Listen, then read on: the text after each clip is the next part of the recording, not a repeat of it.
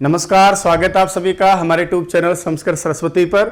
मैं राम कुमार शास्त्री आप सभी संस्कृत प्रेमी अनुरागियों का हार्दिक स्वागत और अभिनंदन करता हूं। प्यारे साथियों, हम जो कुछ भी यूट्यूब चैनल के माध्यम से पढ़ रहे हैं, बार बार आप कहते हैं कि हमें इसके नोट्स वगैरह चाहिए, ऑनलाइन व्याख्या चाहिए, टेस्ट सीरीज चाहिए।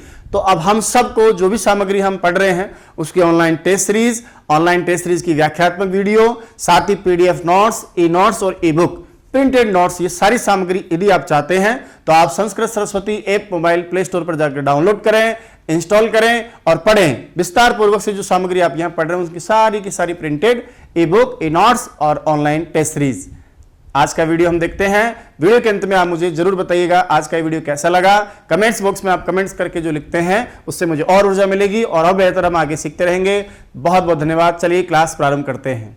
शुक्लां ब्रह्म विचारि सारि परिमां आद्यां जगद्व्यापिनीं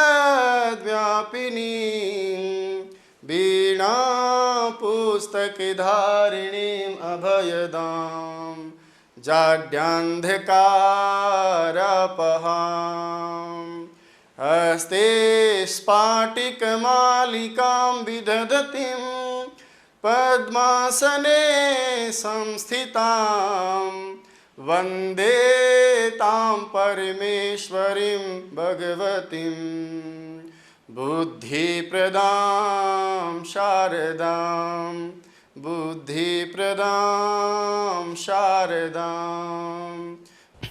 अब देखिए, जितनी भी आगे संधियां पढ़ेंगे वो सारी की सारी आदेश और विकार की संधियां होती है और उनमें कुछ समानताएं होती हैं। अक्षरों को ऐसा लगेगा जैसे सारी की सारी चीज़ें एक जैसे फ्लो में चलेंगी। कैसे?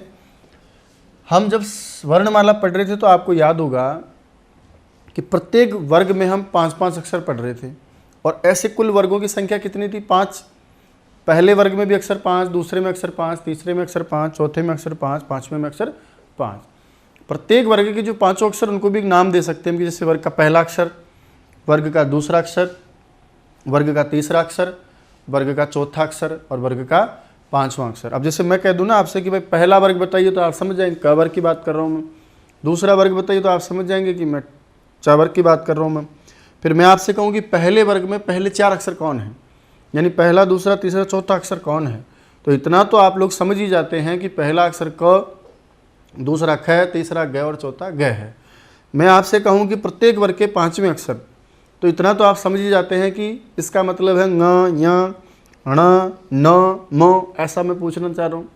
मैं कहूं कि प्रत्येक वर्ग का तीसरा अक्षर, तो इतना तो आप समझ ही जाते हैं इसका मतलब ज, ब, ग, ड, द।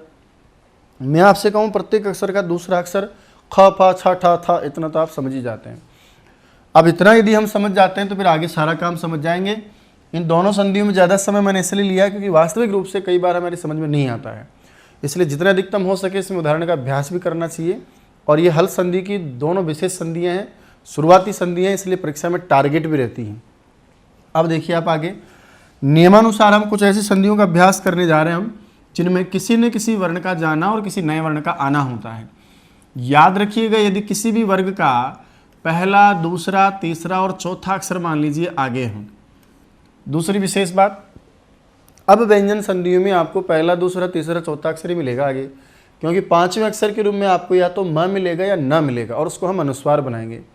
तो इसलिए ये ज़्यादा रखने की आवश्यकता ही नहीं कि पहले क्या मिले। तो पहले वर्ग का पहला, दूसरा, तीसरा, चौथा अक्षरों का मतलब पहले वर्ग का क, ख, ग, घ, दूसरे का च, छ, ज, झ, तीसरे का ट, ठ, ड, ढ, चौथे जो वर्ग है उसका त, थ, द, द और 5वें का पा, फ, ब, भ। इनमें से कोई भी अक्षर एक आगे रहे और उसके बाद में रहे किसी भी वर्ग का पहला और दूसरा अक्षर और साथ में तीनों शा। इस प्रकार का कार्यक्रम हो। यह हलंत है, इसलिए मैं व्यंजनों को हलंत लिख रहा हूँ। तो प्लस के पहले वर्ग का पहला, दूसरा, तीसरा, चौथा अक्षर हो और प्लस के बाद वर्ग का पहला, दूसरा और तीनों स हो। तो याद रखिएगा, पूर्व वर्ण का जो अक्षर है उसको उसी वर्ग का पहला अक्षर आदेश हो जाता है। दोबारा देखिए, पहले, दूसरे, तीसरे, चौथे में से कोई सा भी अक्षर होगा उसको उसी वर्ग का, जैसे क वर्ग का क, ख, ग, घ में से चारों में से कोई सा भी उसको पहला आदेश हो जाएगा। च, छ, ज, झ दूसरे वर्ग में से हो तो उसको च आदेश हो जाएगा। ट, ठ, ड, ढ में कोई सा भी हो तो वहाँ ट आदेश हो जाएगा। त, थ, द, ध में से कोई हो तो उसको त आदेश हो जाएगा। बोला साहब ये पहले अक्षर कौन होते हैं? तो कहा कि पहले अक्षर वास्तव में आपने कहा पहला अक्षर आदेश होता है ना, इन पहले अक्षरों में कौन कौन है, तो वहाँ लिखा है चा, टा, ता, का, प, यानी च हो सकता है, ट हो सकता है, च, ट, त भी हो सकता है, प भी हो सकता है ना। का चट तप जिनका नाम आप सुने हो ना, चट ताऊ का पाया, च, ट, त, का और पा। ये देखिए क्रम मेरा अलग है हिंदी वर्णमाला से, क्योंकि संस्कृत वर्णमाला में क्रम यही है। तो ये कौन कौन से नंबर के अक्षर है, सारे के सारे पहले नंबर के अक्षर हैं। और पहले नंबर का अक्षर बनाना अपने आप में एक प्रत्याहार बनाना है, जिस प्रत्याहार का नाम है दोस्तों चर प्रत्याहार। यानी कौन सा प्रत्याहार का आदेश किया आपने, वर्ण का, चर का। और चर वर्ण का आदेश करने का मतलब है संधि का नाम क्या हो गया, चरत्व संधि।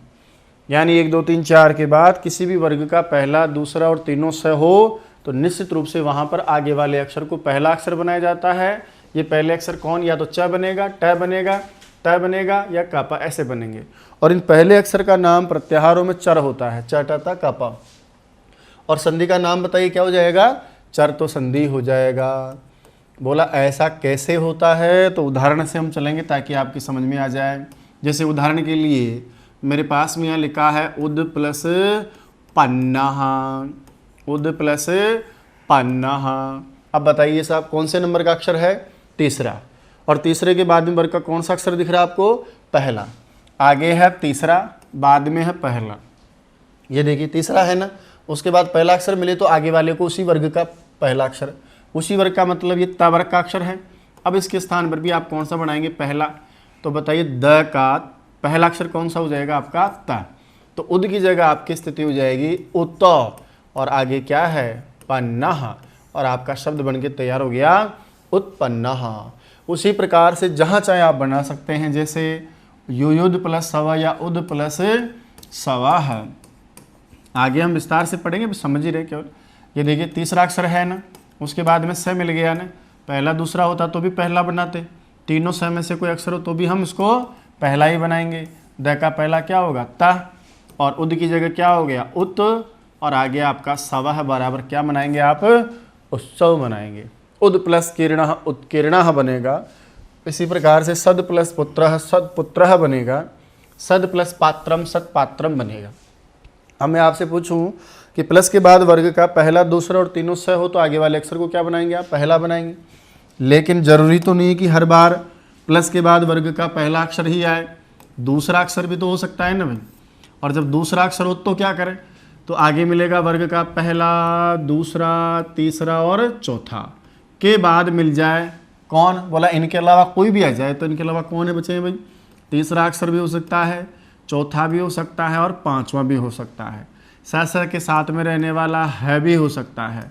यण प्रत्याहार के य व र ल में से भी कोई हो सकता है, या इसके अलावा जितने भी आपके बच गए हैं जिनको आप क्या बोलते हो स्वर, वो भी हो सकते हैं।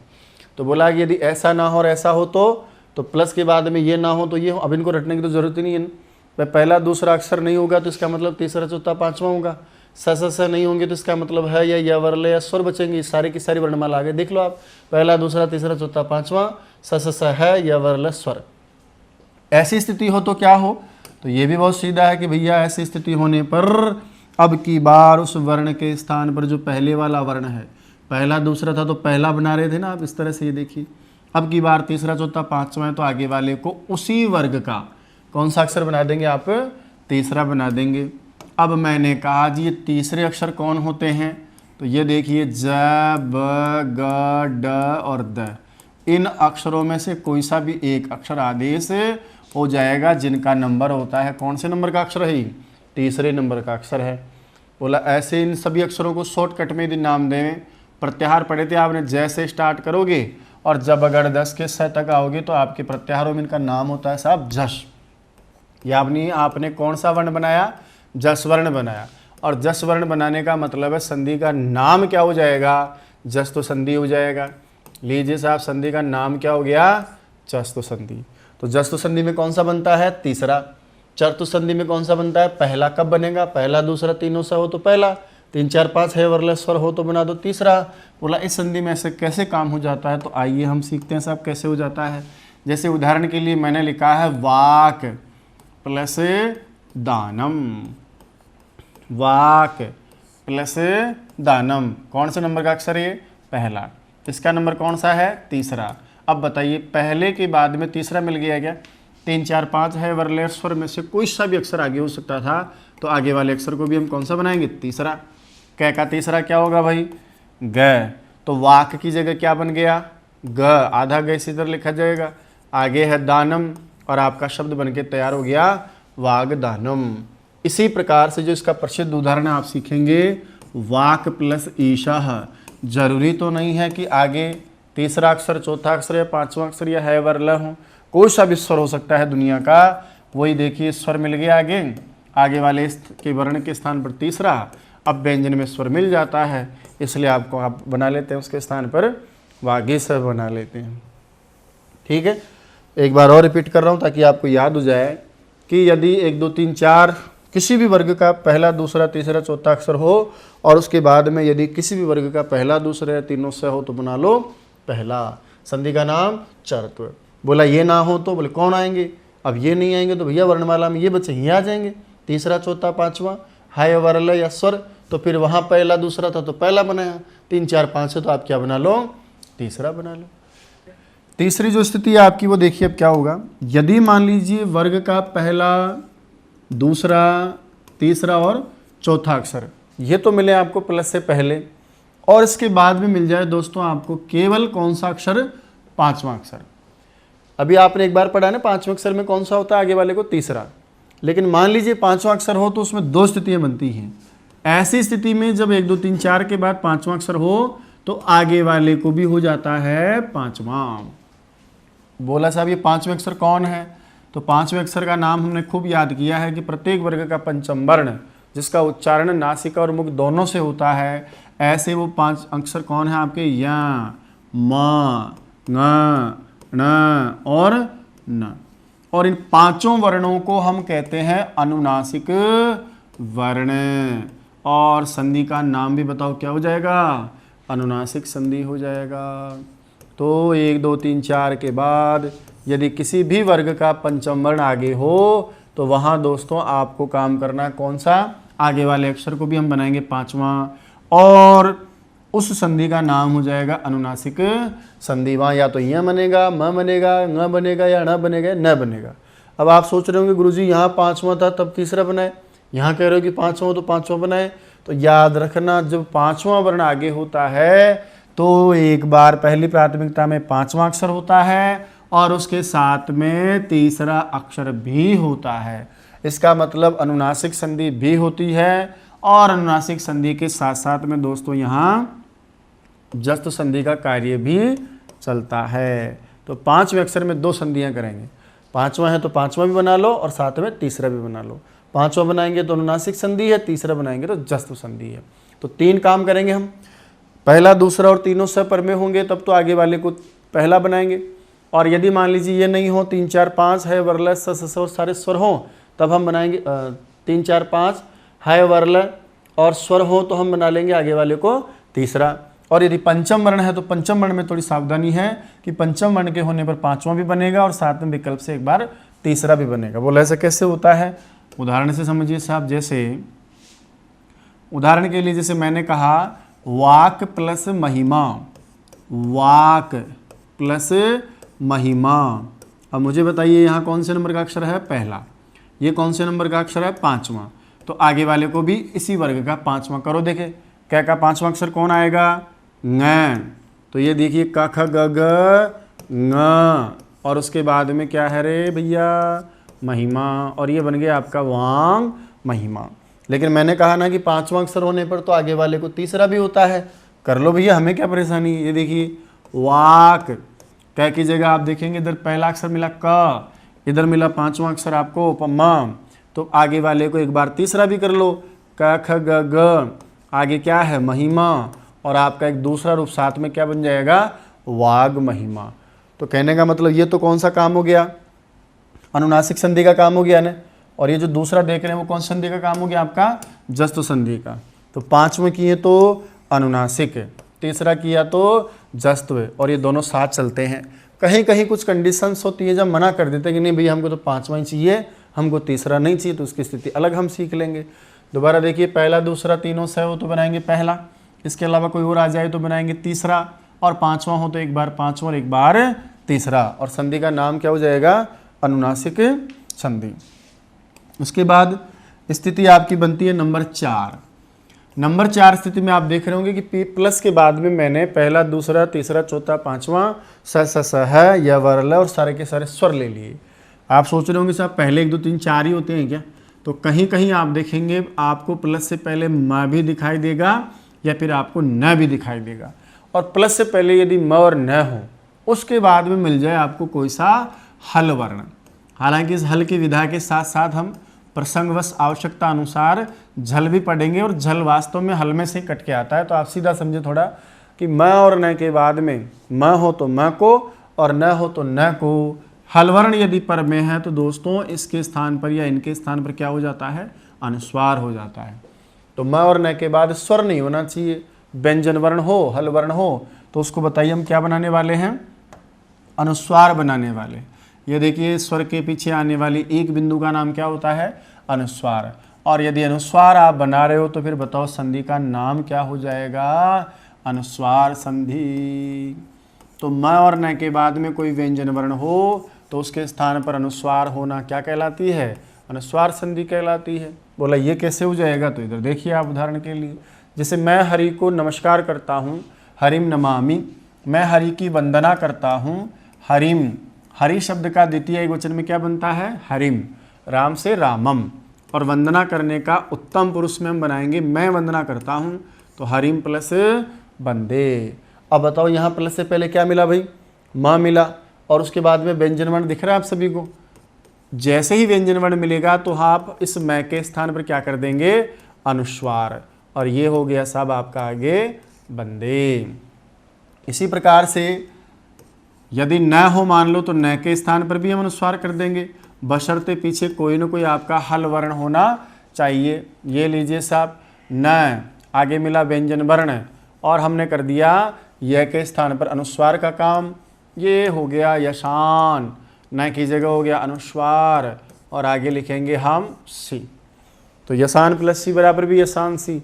तो म और न के आगे हल वर्ण रहे, लेकिन मान लो हल वर्ण नहीं रहे, रामम प्लस अवदत, ऐसा कोई उदाहरण आपने लिखा, मैं तो प्लस से पहले मिला लेकिन आगे क्या मिल गया? स्वर।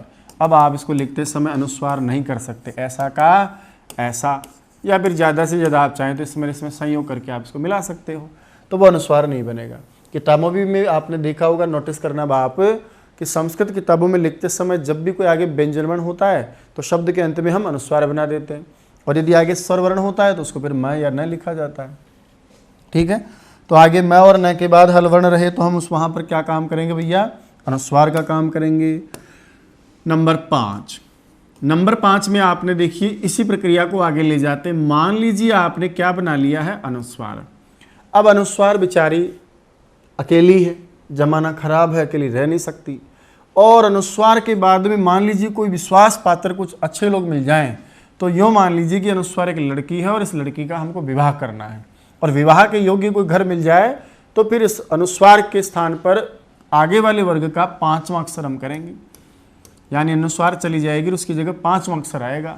लेकिन कहा कि ये 5वां अक्षर कब आएगा? तो याद रखिएगा कि अनुस्वार के बाद ऐसे कोई वर्णों का समूह हो जिनके पंचम वर्ण या अनुनासिक वर्ण होते हों, यानी 5वां अक्षर मिले। जैसे मान लीजिए आप क वर्ग का कोई अक्षर है, क ख ग का कोई सा भी, और अनुस्वार एक लड़की है, इसका रिश्ता लेकर आप इसके पास गए, कहा कि भैया मेरे पास अनुस्वार है, मैं इसकी शादी करना चाहता हूँ, तेरे पास कोई 5वां अक्षर या कोई अनुनासिक वर्ण है क्या जिसका उच्चारण नासिका से होता है? ऐसा क्यों बोल रहे हैं आप? वो इसलिए बोल रहे हैं क्योंकि अनुस्वार का उच्चारण कहाँ से होता है? नासिका से। तो इसके स्थान पर आने वाला या इससे विवाह करने वाला भी तो भाई साहब नाक वाला ही होना चाहिए ना, यानी उसका उच्चारण स्थान नासिका की सहायता से भी होना चाहिए। अरे गुण मिलाते हो ना आप, 36 गुण मिलाते हो ना, तो यहाँ पर भी एक गुण है कि लड़की नाक वाली तो लड़का भी नाक वाला। अब यदि यहाँ कोई नाक वाला बेटा हो, खुद बेटा हो या उसके परिवार में कोई हो, तब तो आप इस अनुस्वार के स्थान पर 5वां कर देंगे, और नहीं तो नहीं करेंगे। कहा साहब ये नाक वाले 5वें कहाँ मिलते हैं? तो या तो मिलेंगे क से लेकर के म तक के जो आपके वर्गों का कोई सा भी अक्षर आ जाए यहाँ, या फिर आप याद करो मैंने आपको सिखाया 2-3 बार कि य वाला के पास भी नाक वाले ये यहाँ वाला होते हैं। तो या तो ये 25 और ये 3, इनमें से कोई एक अक्षर यहाँ बैठा हो, या फिर इनके अलावा कोई अक्षर, इनको नाम लेके भी हम बोल सकते हैं। इनके अलावा कौन कौन है, जैसे ये देखिए इनके अलावा है शल वर्ण, शा, शा, श और है, और एक बच गया आपका र, जिनका मैंने यहाँ पाठ नहीं किया है। इन अक्षरों को छोड़ करके कोई भी आ जाए, ऐसा भी आप कह सकते हैं, को छोड़कर यदि कोई भी व्यंजन वर्ण आ जाए, अन्य कोई, या इसको दूसरी भाषा में मैंने अभी भी बोला आपको कि स्पर्श वर्णों में से कोई वर्ण आ जाए, क्योंकि इनके पास 5वां है, और साथ में आपका आ जाए यह वाला, कौन सा, यह वाला वर्ण। या तो ऐसे कह दूं, भाई एक ही बात है ना, और इनके पास तो नाक वाला है, तो स्पर्श या यह वाला वर्ण हो तो काम चल जाएगा। या फिर ऐसे कह लो, स्पर्श और यह वाला के अलावा कौन बचे हैं, तो स है और एक र को छोड़कर वर्ण हो, तो क्या करें, तो भाई साहब अनुस्वार के स्थान पर 5वां आएगा। बोले किसका 5वां, जो प्लस के बाद में वर्ण बैठा हो। अब मैं इसको थोड़ा परिभाषित रूप से संधि का नाम देता हूँ। यानी आपने क्या किया, जो भी किया आपने अनुस्वार को किया, और अनुस्वार के स्थान पर आप कौन सा वर्ण लेकर आ रहे हैं, पंचम वर्ण। ये लीजिए साहब, अनुस्वार के स्थान पर कौन सा वर्ण, 5वां वर्ण। कैसे किया आपने 5वां, अनुस्वार को देख करके इसके बाद वाला जो था ना, उसके जैसा आपने बनाया है। बाद वाले के समान अक्षर बनाना आगे हम संधि कार्य में पढ़ेंगे, उसको कहते हैं परसवर्ण। किसका परसवर्ण किया आपने, अनुस्वार का। इसलिए संधि का नाम होता है अनुस्वार परसवर्ण संधि, अनुस्वार परसवर्ण संधि। उदाहरण के लिए जैसे सीखते हैं, देखिए उदाहरणों से हम, आपने पढ़ा होगा जैसे अम प्लस किताह, अम प्लस किताह। बताइए यहाँ प्लस से पहले क्या है, तो नहीं है ना, क्योंकि के बाद क्या है, अनुस्वार है। आगे किता में क्या है, क।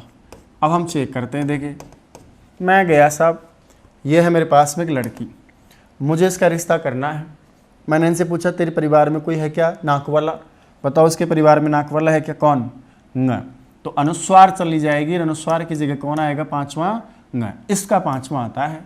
आगे अ है, आपने लिखा अ, फिर आपने बुला लिया इसको ङ, आगे वापस किता जोड़ेंगे, और ये आपका शब्द क्या बन गया, अंकिता।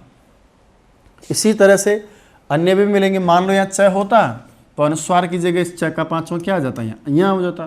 यहाँ ट होता, अनुस्वार के स्थान पर इस ट का 5वां आ जाता। ऐसे हम आगे वर्णों को बनाएंगे, विस्तार से हम तब पढ़ेंगे जब इसकी आगे चर्चा हम करते हैं। अब मान लीजिए आगे ऐसा कोई अक्षर यहाँ होता जिसके पास नाक वाला ही नहीं हो, तो फिर वो कहाँ से देता नाक वाला। जैसे उदाहरण के लिए आप उपसर्ग अनुस्वार संधि में बनाते हो, सम प्लस सारा है। अब आगे क्या है, अनुस्वार, पीछे है स। अब अनुस्वार इसके पास जाएगा कि नाक वाला है क्या, अब इसके पास नाक वाला होता ही नहीं है, तो बेचारा ये नाक वाला कहाँ से देगा, नहीं देगा, तो अनुस्वार का अनुस्वार रह जाता है। तो मेरे कहने का मतलब है कि अनुस्वार बनाने के बाद यदि आगे ऐसा कोई अक्षर हो जिनके पास नाक वाले हों, या तो इनके अलावा हो, या फिर ये वर्ण हो, तो फिर अनुस्वार के स्थान पर पंचम वर्ण आदेश हो जाता है। इसे अनुस्वार परसवर्ण संधि कहते हैं। एक बार लास्ट रिपीट करता हूँ, 1 2 3 4 के बाद वर्ग का पहला, दूसरा और तीनों स हो तो आगे वाले अक्षर को भी पहला हो जाता है। ये होते हैं चर। चर का मतलब संधि होती है चरत्व। यदि इनके अलावा आ जाए 3 4 5 है वरलय या सभी स्वर, तो आगे वाले वर्ण को तीसरा होता है। इन्हें कहते हैं जस। संधि का नाम जस तो होता है। यदि 5वां अक्षर पर में हो तो आगे वाले को एक बार 5वां और एक बार तीसरा हो जाता है। 5वां करना होता है जस अनुनासिक, तो संधि का नाम अनुनासिक संधि है। और तीसरा करना होता है आपका जस्तु संधि, तो दो संधियाँ हो जाती हैं। म और न के बाद हल वर्ण हो तो म और न को अनुस्वार हो जाता है, अनुस्वार संधि है। अनुस्वार करने के बाद अनुस्वार को अनुस्वार नहीं रखेंगे। यदि स्पर्श वर्ण और यह वाला वर्ण आगे पर में हो तो फिर इस अनुस्वार के स्थान पर पंचम वर्ण हो जाता है। लिखें अब आप इसको,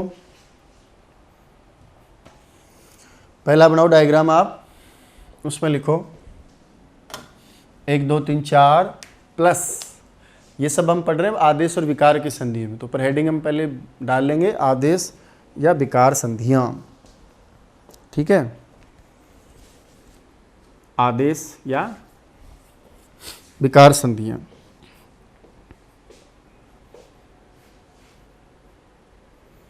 अब लिखो इसमें 1 2 3 4, 1 2 3 4 प्लस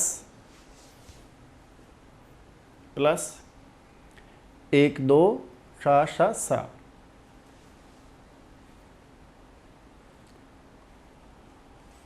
तो आगे वाले को पहला अक्षर, आगे वाले को पहला अक्षर कौन है वो पहले? च ट त क प, च ट त क प।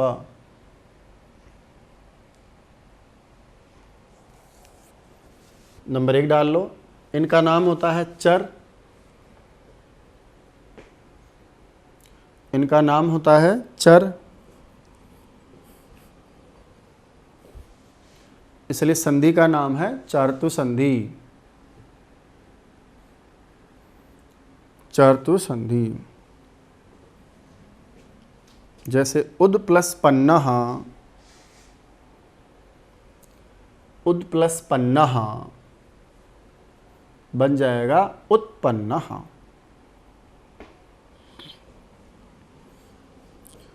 उत्पन्नः।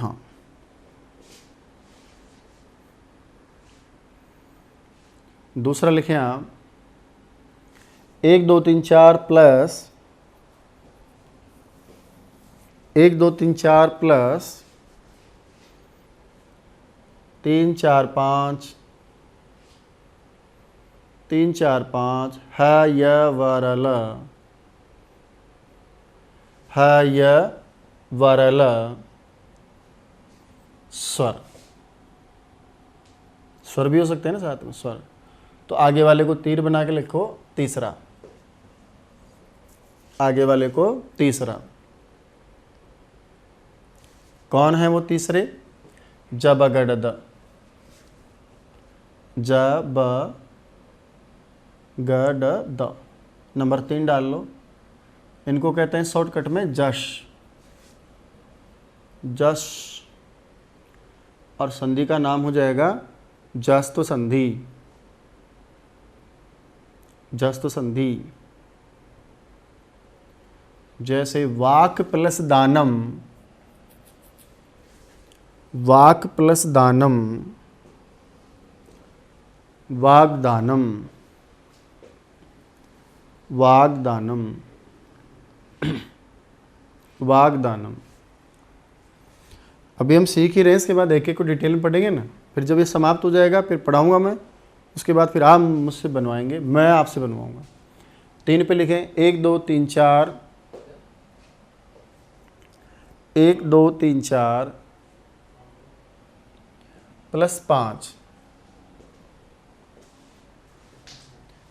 तो आगे वाले को एक बार 5 और एक बार तीसरा, पांचवा तीसरा। कौन है वो पांचवें अक्षर? यम गण न। संस्कृत वर्णमाला में माहेश्वर सूत्रों में पढ़े थे ना आप, यम गण न। नंबर है 5, 5। अनुनासिक संधि और साथ में जस्तु संधि।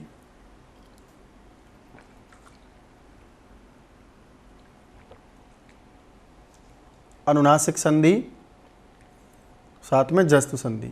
जैसे वाक प्लस महिमा,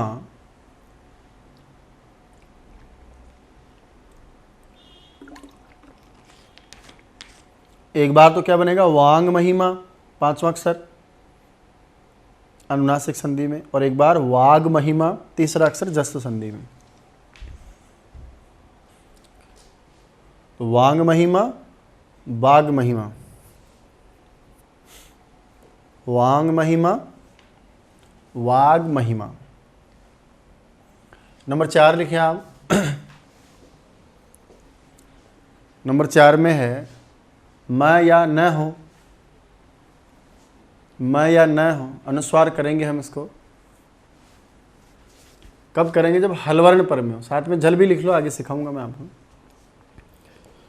हल ब्रैकेट में लिखेंगे आप, झल। ठीक है, क्या बनाया भाई आपने? अनुस्वार। अब अनुस्वार बनाए हो तो संधि का नाम क्या हो जाएगा? अनुस्वार संधि। तो लिखें अनुस्वार संधि। जैसे हरिम प्लस वंदे, हरिम प्लस वंदे, हरिम वंदे, हरिम वंदे। यसान प्लस सी, यश शब्द का प्रथमा और द्वितीय विभक्ति में बहुवचन का रूप होता है यशः यशसी यशांसी। तो यसान प्लस सी यशांशी, यशांशी। ठीक है। लास्ट है नंबर 5 पे आप लिखें अनुस्वार प्लस श श स ह र को छोड़कर अन्य वर्ण हो। श श स ह र को छोड़कर अन्य वर्ण हो, या इसमें लिख लें या स्पर्श यवल वर्ण हो। इनको छोड़कर यही बचते हैं आपके पास। तो श श श ह र को छोड़कर अन्य वर्ण हो या स्पर्श यवल वर्ण हो। तो अनुस्वार को पांचवां, तो अनुस्वार को पांचवां।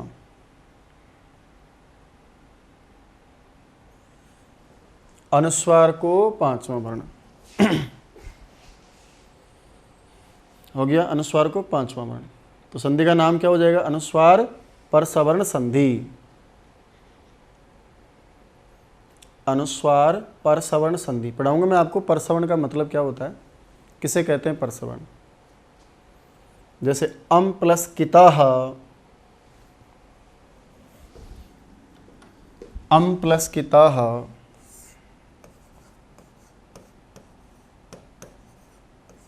क्या बन जाता है? अंकिता। इसको आप ऐसे भी लिख सकते हैं कि बात अंकिता, अम प्लस किता अंकिता। ठीक है। अब हम नेक्स्ट पढ़ेंगे इनके बारे में डिटेल से, थोड़ा आसान हो जाएगा याद करने से कि भाई ऐसी स्थिति हो तो ऐसा हो। सूत्र भी हम साथ लेकर चलेंगे लेकिन इतनी जटिलता नहीं लगेगी अपने को, सीधा नियम याद हो जाएगा। इसको पढ़ करके अभ्यास करो। नेक्स्ट क्लास में हम एक एक की चर्चा करेंगे। ठीक है। तो दोस्तों ये थी आज की क्लास, एक नए अंदाज में, एक नए विषय वस्तु के साथ, एक नए तरीके के साथ। आशा करता हूँ आज का वीडियो आपको बहुत अच्छा लगा होगा। आज की क्लास आपकी प्रतियोगी परीक्षा के लिए बहुत लाभदायक रहेगी। दोस्तों ये वीडियो कैसा लगा, वास्तविक आपका अनुभव कैसा रहा, ये कमेंट्स बॉक्स में आप मुझे कमेंट करके जरूर बताएंगे। आपके कमेंट्स को पढ़ करके मैं जवाब दूंगा और भी हम बहुत सारी अच्छी अच्छी चीज़ें पढ़ते रहेंगे, सीखते रहेंगे। आपके कमेंट्स से मुझे जो ऊर्जा मिलती है, यकीन मानिएगा आने वाली क्लासें और भी जोरदार होंगी, आपके लिए जो वास्तव में फायदेमंद रहेंगी। रीट और सीटेट या कोई भी सीट परीक्षा होगी उसमें हम बहुत अच्छे प्राप्त करेंगे। बने रहिएगा चैनल के साथ। जय तो संस्कृतम, जय तो भारतम।